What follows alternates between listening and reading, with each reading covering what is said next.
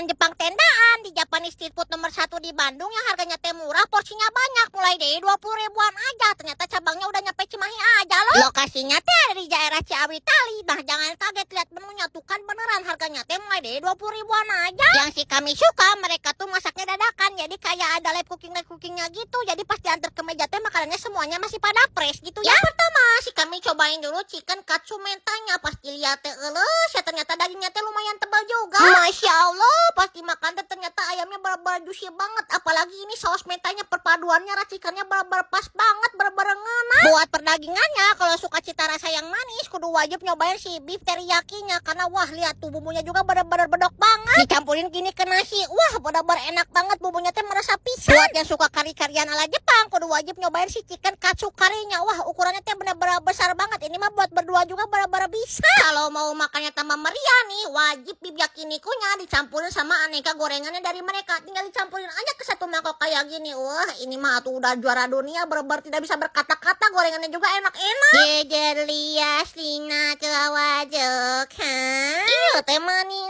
napisan. Belum beres sampai di situ, aneka pergorengannya juga bener-bener banyak banget. Tapi favorit sekali mah ini jamur enokinya, bener-bener ukurannya gede banget, terus bener-bener crispy. Sok atuh gerai datangin dan dicobain ke sini. Namanya teh Sini Mari yang sekarang teh cabangnya udah buka di Cimahi.